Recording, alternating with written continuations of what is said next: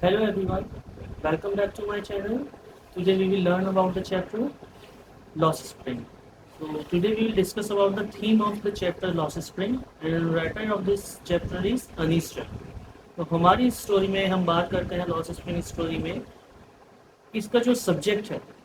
इस स्टोरी का जो सब्जेक्ट है वो उन गरीब बच्चों की सैड पोजीशन के बारे में है जो अपनी सोशल सर्कमस्टेंसेस के कारण एक रेस्ट लाइफ यानी कि एक बहुत दुख भरी लाइफ जीने के लिए मजबूर होते हैं और इन्हीं सर्कमस्टेंसेस के कारण वो अपने बचपन के यानी चाइल्डहुड का जो फन टाइम होता है खेलने का मज़ा करने का जो टाइम होता है उसको वो बिल्कुल खोने के लिए मजबूर होते हैं। इन बच्चों को अर्ली एज से यानी बचपन से ही मजदूरी करने के लिए यानी लेबरिंग करने के लिए कंपेल किया जाता है जिससे कि वो कुछ अर्निंग कर सके और कुछ पैसा कमा सके और उन्हें एजुकेशन की भी अपॉर्चुनिटी नहीं दी जाती यानी उनको पढ़ने लिखने के लिए भी कोई भी मौके कोई भी अवसर कोई भी अपॉर्चुनिटी उनको नहीं दी जाती है यानी उनको सिर्फ लेबर का ही काम करना होता है बचपन से ही उनको अर्निंग के लिए वेजेस के लिए भेज दिया जाता है। और इस स्टोरी के थ्रू राइटर यानी हमारी जो अनीस चंद राइटर हैं वो चाइल्ड लेबर को ख़त्म करने के लिए एक कंसर्टेड एफर्ट करती हैं जिससे कि चाइल्ड लेबर को किसी भी तरह से ख़त्म किया जा सके। वो गवर्नमेंट के थ्रू वो यानी वो एडवोकेट करती है कि गवर्नमेंट कुछ ऐसे स्ट्रिक्ट लॉज को एनफोर्स करे कि जो बच्चे चाइल्ड लेबर का काम करते हैं उन बच्चों को as a child labour work ना करना पड़े और उनकी एजुकेशन के लिए भी कुछ सिस्टम डेवलप हो और वो एक अच्छी एजुकेशन को हासिल कर सकें। अब यहाँ पर जिस तरह से वो गवर्नमेंट को कोशिश करती हैं गवर्नमेंट के लिए को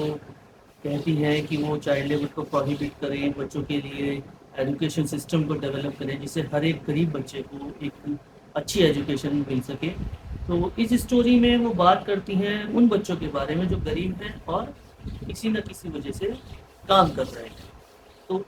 उन्होंने यह बात इसलिए कही है ताकि वो चाइल्ड एक्सप्लॉयटेशन को किसी तरह से रोक सके यानी किसी भी तरह से चाइल्ड एक्सप्लॉयटेशन को हमारी सोसाइटी में जो कि एक बहुत बड़ा आज की डेट में ये कह सकते हैं कि एक बड़ा सिस्टम बन चुका है कि चाइल्ड लेबर को किसी भी तरह से रोका जा सके यानी चिल्ड्रंस के एक्सप्लॉयटेशन को किसी तरह से रोका जा सके और सभी बच्चे हैप्पी और स्प्रिंग टाइम अपना जो उनका लाइफ का फन टाइम होता है खुशी का टाइम होता है उसको स्पेंड कर सके उन दिनों को पूरी तरह से एंजॉय कर सके। तो अनीस जंग इस स्टोरी में सबसे पहले साहिब आलम एक बच्चा जो कि एक स्लम गर्लर है यानी कि स्लम एरिया में झुग्गी झोपड़ी में रहने वाला बच्चा है उससे अपनी बेटी की से मुलाकात के बारे में बताती है जो कि रैप पिकिंग का काम करता है और रैपिंग के थ्रू अपनी लाइफ